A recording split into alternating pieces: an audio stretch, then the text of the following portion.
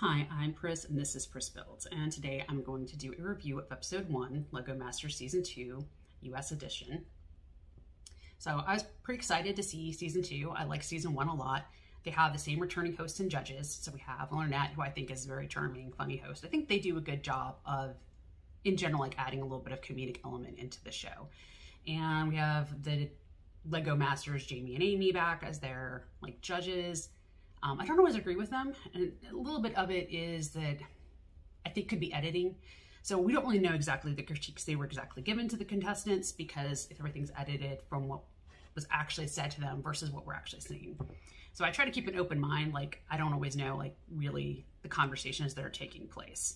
You know, we're always getting like some sort of like watered down version. So I kind of keep that in mind when I disagree with them. I'm like, I don't actually know what they really said or the exact verbiage. You know, it's always edited for TV and probably a little bit of drama. So there'll be spoilers. So if you don't want any spoilers, this is where you stop. But I really did like the first episode. So we have 12 teams of 2, so like 24 contestants, and it was 14 hours to build a LEGO Day Parade float with a personal story. So I'm gonna say that I like the idea of a parade day float. I think that's really fun for LEGO, but a personal story and a float, like a parade float, that's just kind of dumb. Let's just be honest. That doesn't work. Like, you don't have them like interviewing like the float designers during the Macy's Day Parade. You know, you just have them going like, oh my gosh, there's SpongeBob coming down the way. And I don't know. So I'm sorry. I'm not sure if I really get that personal piece. And I also feel like that it really depended on how the contestants could spin their story. So they could have just a really good job at telling some biscuit story and be able to sell it really well. But, you know, I just felt like it feels questionable. That's how I feel about that. So let's talk about these. So I'm going to do kind of like my ranking. This is how I felt about it. Feel free to disagree with me in the comments. It's okay. It's definitely like how I felt when I was watching it. So number 1 spot, I agreed with the judges. I love the soaring dragon. I thought that those undulating dragons were super cool, amazing build, you know, all the wins. And then the world serpent, I also agreed was a great second option. And I really even felt like they could be interchangeable depending if you like Vikings more than Chinese dragons. I really feel it's a personal preference. I loved the Viking one as well. Like I was very torn on the two, like which one I felt was really should be the winner. I thought it was a great whimsical story of these Viking guys like running away from the sea serpent. And this is where I felt the personal story stuff I didn't care for, because like they gave them a hard time about the Viking one. But if the contestants had just like come up with some biscuit story about like, oh, we used to play pretend when we were kids and pretend to be Vikings like our ancestors, they would have given them a pass, I feel. And I was like, just give them a pass. It was awesome. I feel that the personal story is kind of irrelevant. But that's just me. So then I would say iconic eats. I thought it was a really dynamic float. I loved the giant pizza and the hot dog. I thought they did a great job of pulling together like their 2 backgrounds, and it looked cool. And it really did make me think of Chicago and New York when I saw it. So I was like, yeah, I'm kind of feeling that. That's cool. The next one I would say would be the sibling story time. Like the Rapunzel castle, I thought was kind of nice. It had like a nice like little basic animation movement. The colors were fun and striking, and it did tell a clear story that you didn't really need like any background or things for. I was like, this is cool. That's just a cool fairy tale float. Then I would say the color explosion. So I don't know if I really got a story from it. I just thought it was like really fun, anthropomorphic, like colors and paint cans, and it was just a cool looking float. And I did think that the way that they chose to do their motion and have that like paint drip kind of spinning around, I liked that a lot. I think they did infuse a lot of energy into that piece. So I was pretty excited about that one as well. Now from here on is where my opinions get really confused. And mostly because I feel like there was something wrong with the float in some way that needed more work. So the next one I would say is probably going to be Journey Through the Elements, which was like the hip hop float. And I love the idea of the hip hop float. I thought it looked really cool, and I thought it told a really good story. And I think if it was in a parade and you had like this cool float with these guys doing some good breakdancing hip hop moves, it'd be pretty fabulous. My issue with this float, and I was trying to decide on where on the ranking list I would give it, is that the motor piece really doesn't work with it.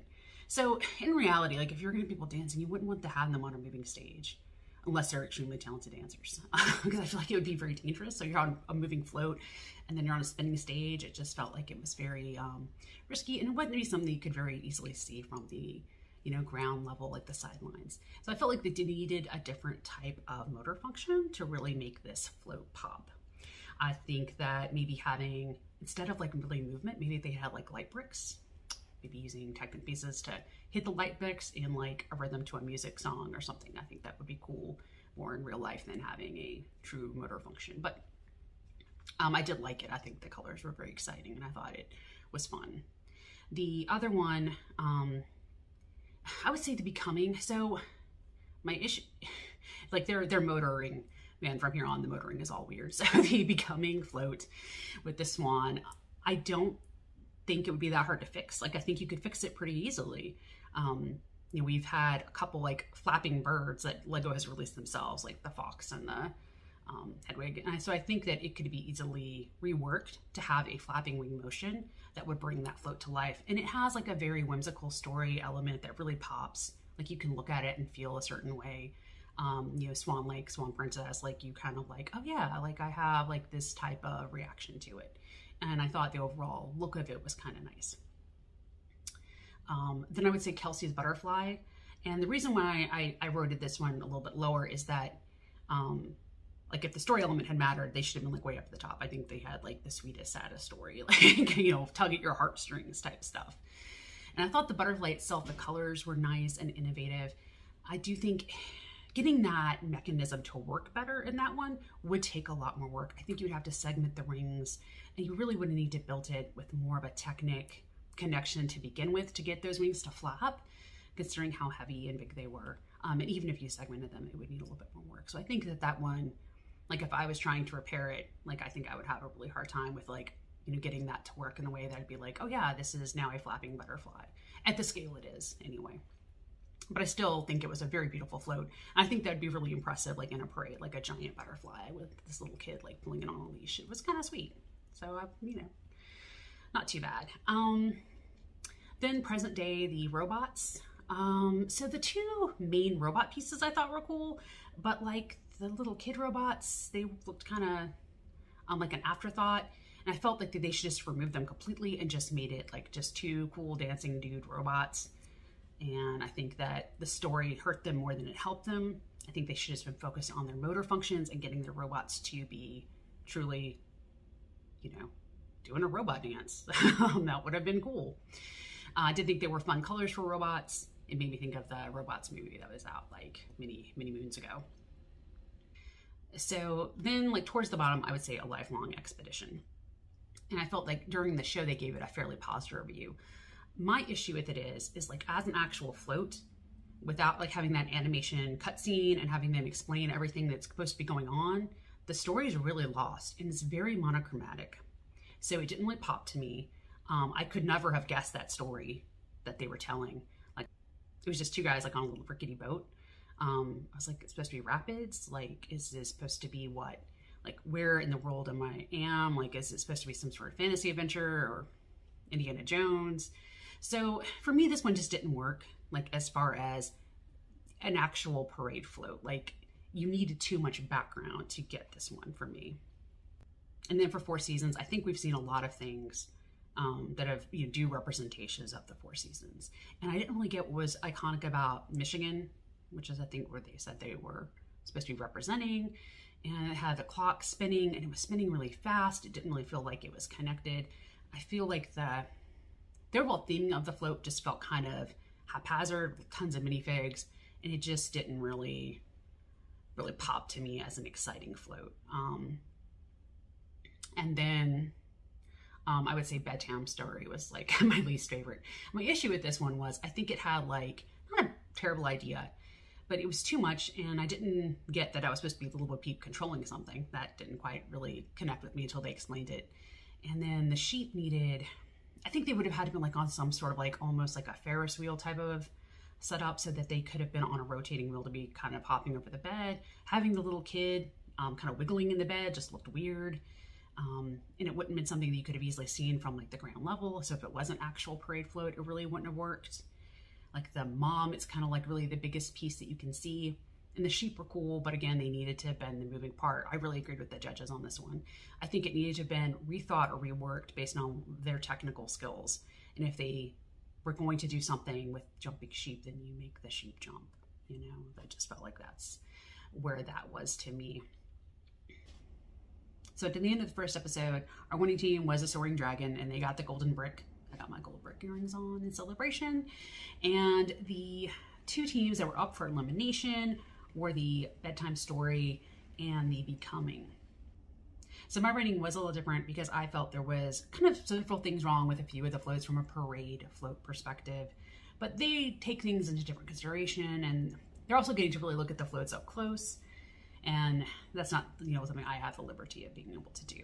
So, but I will say I was really impressed with all the contestants and all the floats, and the fact that they could stay so cool and calm under pressure, because that is the one thing that I think I would struggle with really bad. My anxiety and my real urge to like be able to create something so perfectly, and in that type of pressure situation, you have to know what you can, what's negotiable. Like, you know, what am I going to focus on to really get this done? And I can't like sit here and tweak this one little tiny thing over and over again.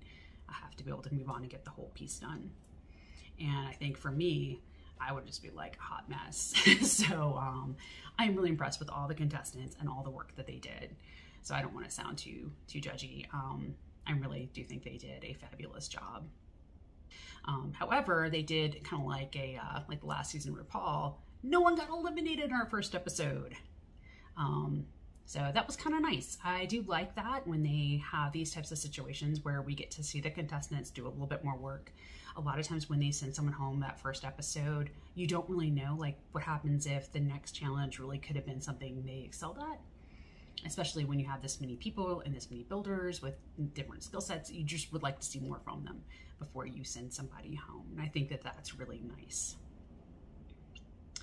And I apologize for my lighting change. I actually deleted a little bit of my footage. I had to reshoot this part, and now it's storming. So you can hear my awesome rainstorm going on in the background. So I had to make a choice. Sorry everybody. Anyway, if you like this, please feel free to subscribe. I'm gonna try to do a little reaction video each week for LEGO Masters, because I really love this type of competition television to begin with. So I'm really excited to see all the different stuff they make and do, and to talk about it with people. Anyway, I'm Pris, and I don't know. I didn't build anything today. Thanks for viewing.